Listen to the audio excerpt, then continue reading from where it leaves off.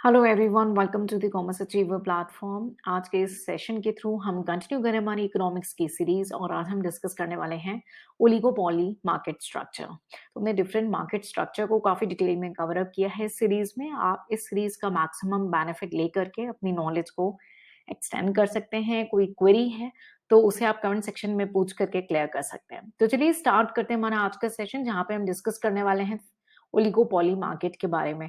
तो पहले brief idea लेते हैं, भाई ओलिगोपॉली मार्केट है क्या। ये एक हमारा इम्परफेक्ट कंपटीशन इस मार्केट के अंदर हमें देखने को मिलता है, जहाँ पे हमें बहुत ही कम सेलर्स दिखते हैं, फ्यू सेलर्स हैं जो प्रोडक्ट को सेल कर रहे हैं। और इसलिए कई बार ये बोला जाता है इस मार्केट के बारे में, कंपटीशन अमंग दी फ्यूज। ठीक है, तो यहाँ पे फ्यू फर्म्स इन्वॉल्व होती हैं जो सेम और ऑलमोस्ट सिमिलर प्रोडक्ट में डील करते हैं।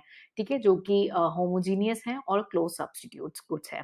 तो एक बार क्विक रीडिंग करते हैं इसकी मीनिंग को, फिर बढ़ेंगे इस सीरीज की और डिटेल नॉलेज में।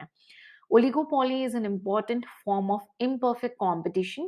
It is a market structure which exists when there are few firms selling the product. Competition among the few. Oligopoly can simply be defined as a competition among the few firms. The product of these firms may either be close substitute or may be homogeneous.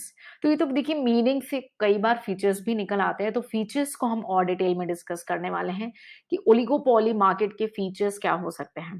Few seller, जिसको मैंने repeatedly बार बार बोला कि भाई केवल few sellers हैं जो homogeneous या differentiated products में डील कर रहे हैं। तो काफ़ी कम जो है सेलर्स देखे जाते हैं ओलिगोपोली मार्केट स्ट्रक्चर में। जनरली 5 टू 10 मैक्सिमम रेंज में 5 टू 6 जो हैं सेलर्स हमने देखे हैं ओलिगोपोली मार्केट स्ट्रक्चर के अंदर। ठीक है, सो पहला फीचर हो सकता है हमारा फ्यू सेलर्स का। नेक्स्ट है इंटरडिपेंडेंस। जी हाँ, ओलिगोपोली मार्केट में जो नंबर्स ऑफ फर्म्स हैं स्मॉल हैं, कम हैं और वो आपस में इंटरडिपेंडेंट हैं।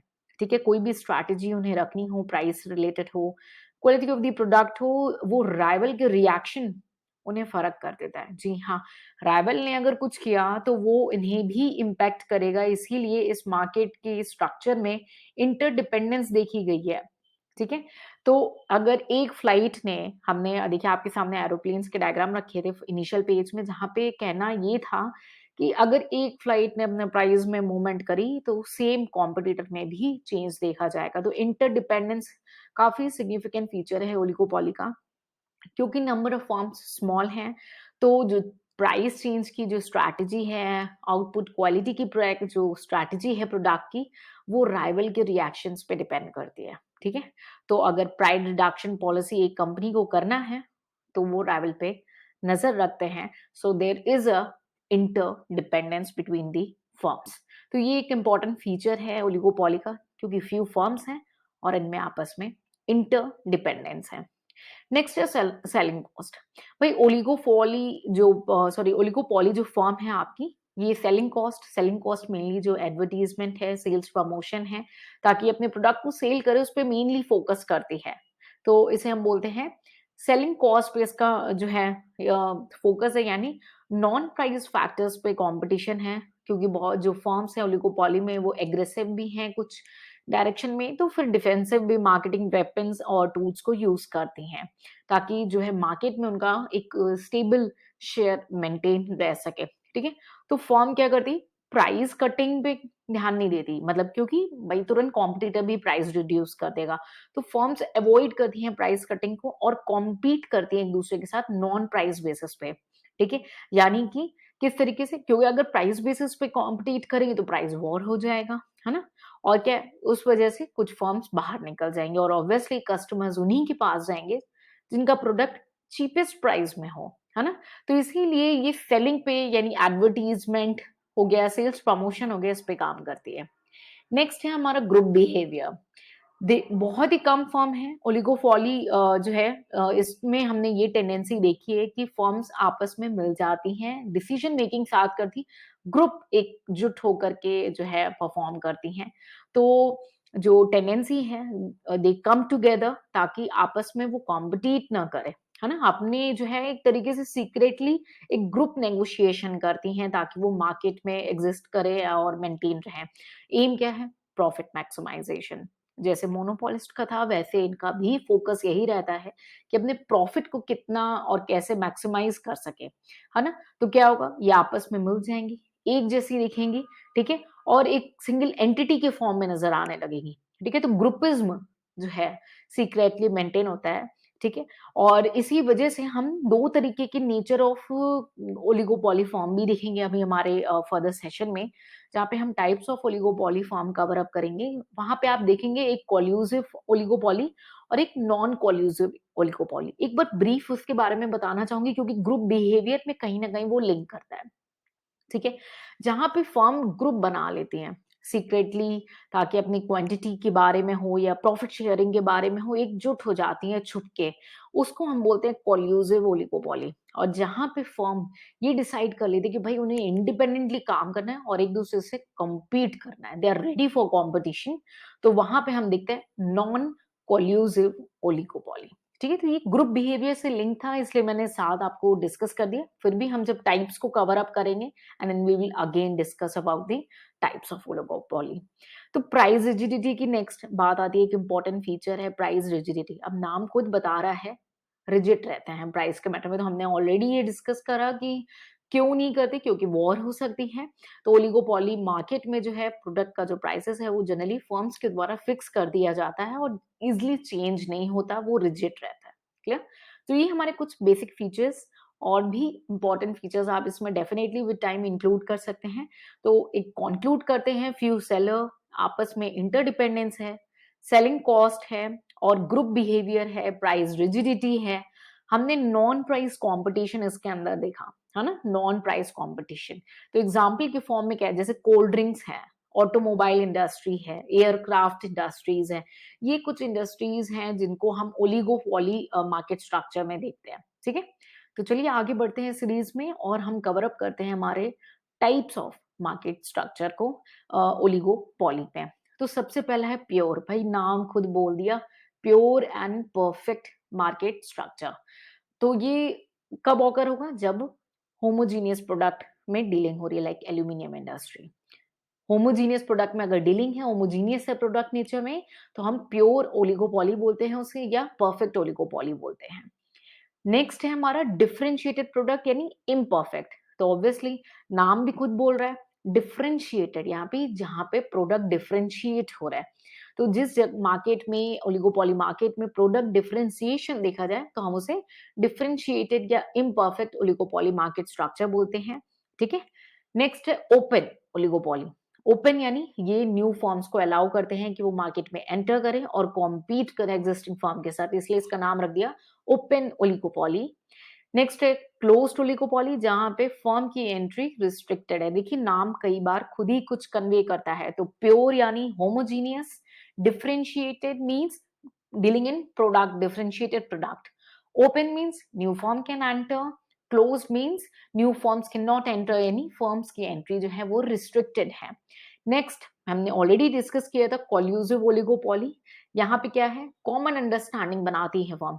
तो कोल्यूसिव कॉमन अंडरस्टैंडिंग बना रही है, कोल्यूजन क्रिएट कर रही है with each other to fix the price and the output, ठीक है। तो नाम बोल रहा है कोल्यूसिव ईगो poly, where the oligopolistic market try to come together, means creating a common understanding with each other and creating a collusion with each other to fix the price and the output, ठीक है। तो नाम again itself speak louder. Next है competitive. Competitive यानी जहां पे understanding नहीं है। कॉम्पिटिटिव को हम नॉन कोल्यूसिव भी बोल सकते हैं, जहां पे फर्म ने डिसाइड किया कि हमें एक संग कॉमन अंडरस्टैंडिंग नहीं बैठानी है और हम इंडिविजुअली स्टैंड करेंगे और कॉम्पीट करेंगे एक दूसरे के साथ। तो ये हो गई कॉम्पिटिटिव ओलिगोपॉली, जिसे हम नॉन कोल्यूसिव इगोपॉली भी कह सकते हैं, ओलिगोपॉली सॉरी। नेक्स्ट है हमारा पार्शियल ओलिगोपॉली, ठीक है। पार्शियल ओलिगोपॉली मींस ये जब एक कोई लार्ज फर्म जो है ना वो डोमिनेट कर रही होती है इंडस्ट्री में, ठीक है, और उसे लीडर की तरह कई बार देखा जाता है, डोमिनेटिंग फर्म जो कि प्राइस लीडर हो जाती है कहीं ना कहीं। तो पार्शियल ओलिगोपॉली देखी गई, क्यों? क्योंकि एक ही फर्म एक ऐसी होती है पूरी इंडस्ट्री के अंदर, भाई वैसे ही फ्यू फर्म्स हैं लेकिन उसमें भी एक फर्म ऐसी आती है जो डोमिनेटिंग हो जाती है, प्राइस लीडर हो जाती है, उसे हम बोलते हैं पार्शियल ओलिगोपॉली। नेक्स्ट है फुल ओलिगोपॉली, जहां पे क्या है, प्राइस की लीडरशिप नहीं देखी जाती, ठीक है? एब्सेंस है वहाँ पे प्राइस लीडरशिप का, वो आपकी फुल ओलिगोपॉली में कवर अप होती है। नेक्स्ट है सिंडिकेटेड ओलिगोपॉली। ये एक ऐसी सिचुएशन है जहाँ पे फर्म्स जो हैं अपने जो प्रोडक्ट सेल करती हैं, वो एक सेंट्रलाइज्ड सिंडिकेट के थ्रू करती हैं, ठीक है? नेक्स्ट है लास्ट है ऑर्गेनाइज्ड ओलिगोपॉली। यानी ये एक ऐसी सिचुएशन है जहाँ पे फर्म जो है ऑर्गेनाइज्ड हैं, अपन एक दूसरे के साथ एक देमसेल्फ दे आर ऑर्गेनाइज्ड, ठीक है? ताकि एक सेंट्रल एसोसिएशन वो क्रिएट करे to fix the price, to output a quota and other requirements, ठीक है? So organised oligopoly is a situation where we can see that firm organize themselves into a central association as a central association for fixing the things up. And syndicated means where the firm sell their product through centralized syndicate. ठीक है? सो ये हमने brief idea ले लिया different types of oligopoly के बारे में। आगे बढ़ते हैं हम इस सीरीज में। अब हमने भाई इतनी सारी बातें पढ़ ली ओलिगोपॉली में, डिमांड कर्व की तो बात जरूर आएगी क्योंकि हम पढ़ रहे हैं इकोनॉमिक्स। जी हाँ, तो भाई हमने बोला प्राइस में इनकी बनती नहीं है, प्राइस वॉर हो सकती है, राइवल फर्म्स की नजर होती है। तो कैसा रहेगा डिमांड कर्व, क्योंकि डिमांड कर्व तो हमारी क्वांटिटी और प्राइस की मदद से बनता है। तो इस केस में हमें डिमांड कर्व ही नहीं ठीक से दिखने वाला। यस, ओलिगोपॉलिस्टिक फर्म में हमने देखा राइवल फर्म का रिएक्शन देखने को मिलता है, जहाँ पे जो प्राइसेस हैं बहुत ही फ्रीक्वेंटली चेंज होते हैं और इसी वजह से डिमांड कर्व भी इफेक्ट होता है। सो इनका कोई डेफिनेटली डिमांड कर्व नहीं है। डिमांड कर्व शिफ्ट करता रहता है क्योंकि राइवल जो है साइमल्टेनियसली प्राइस को चेंज करते रहते हैं। रिएक्शंस हमें प्राइस के चेंज में देखने को मिलता है। और आपको याद हो डिमांड कर्व में हमें प्राइस और क्वांटिटी चाहिए होती है। तो डिमांड कर्व यहाँ पे नहीं है क्योंकि प्राइस एंड आउटपुट जो है वो यहाँ पे प्रॉपर बैलेंस देखने को नहीं मिलता है। तो इकोनॉमिक्स एक नए कॉन्सेप्ट के साथ चले आते हैं ओलिगोपॉली की वजह से। वो क्या है?